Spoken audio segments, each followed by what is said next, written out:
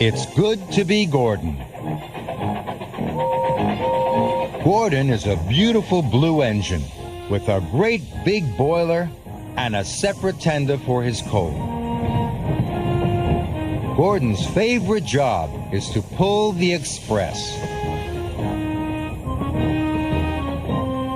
One beautiful spring morning, Sir Topham Hatt came to see Gordon.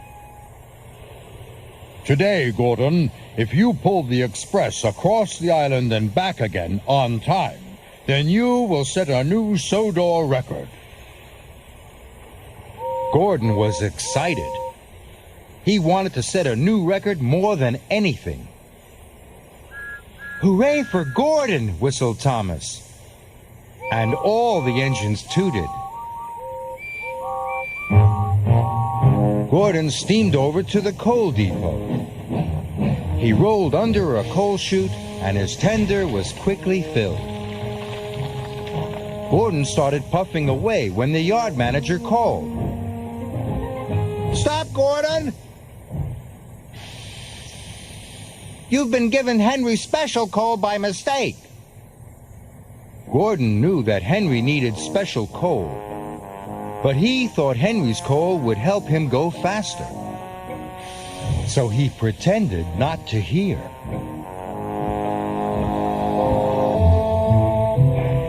Henry had to take tar wagons to Knapford. He rolled his tender under the chute and waited for his coal. "I'm sorry, Henry," said the yard manager. "There's no special coal left. You'll have to use ordinary coal today." Henry was worried. Ordinary coal clogged his firebox and stopped him making steam. But he knew he had work to do. "It's only for one day," he said bravely. "I will try my very best."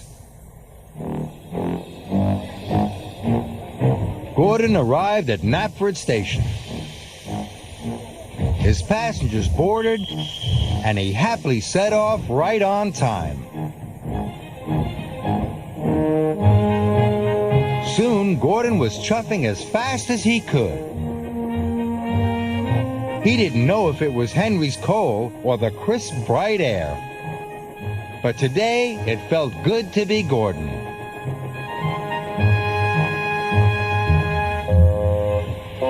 It didn't feel good to be Henry. Henry's tar wagons were very heavy, and his engine didn't like the ordinary coal. Gordon steamed across the island.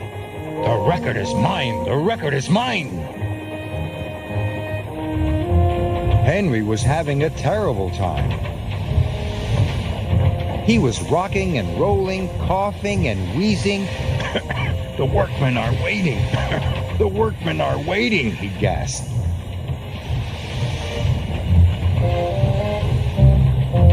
Thomas thought Henry looked very sick indeed. Gordon was making good time and feeling grand. "Have you seen Henry?" asked Thomas worriedly. "He looks very sick." "I'm sure Henry is fine," Gordon hooted. "But his face was as green as his tender," Thomas puffed. Now Gordon began to wish he hadn't taken Henry's coal. But he still wanted to set a new record. So when the signal changed, Gordon puffed on. But no matter how fast Gordon went, he couldn't get away from the bad feeling in his boiler. Gordon wasn't enjoying being Gordon anymore. Gordon had to stop to let off passengers. Henry was taking on water. Henry's face was green. His axles were shaking, and dark smoke billowed from his funnel. "Are you feeling all right?" asked Gordon. "I didn't get my special coal this morning," coughed Henry. "My firebox feels funny." But then it was time for Gordon to go.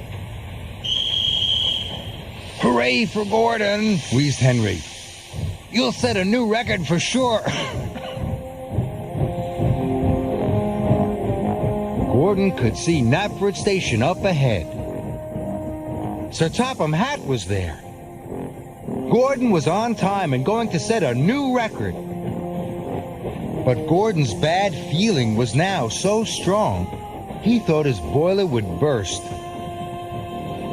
Gordon slowed to a halt. "You're going to be late," cried his driver. "I don't care," whistled Gordon, and he started to reverse.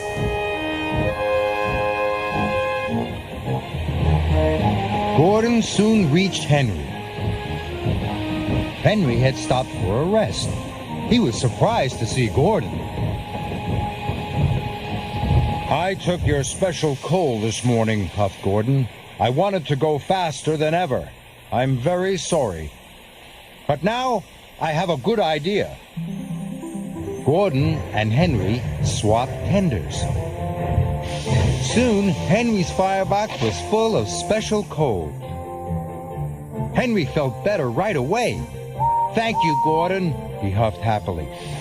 And together they puffed off to Knapford Station. But Gordon and the express were late. Only Thomas was there. Sir Topham Hatt had gone home for his tea. "I'm sorry you didn't set a new record today," chuffed Henry. "And I'm sorry I took your coal," puffed Gordon. "Who holds the old record?" whistled Thomas. "Why, I do," said Gordon. And the good friends laughed.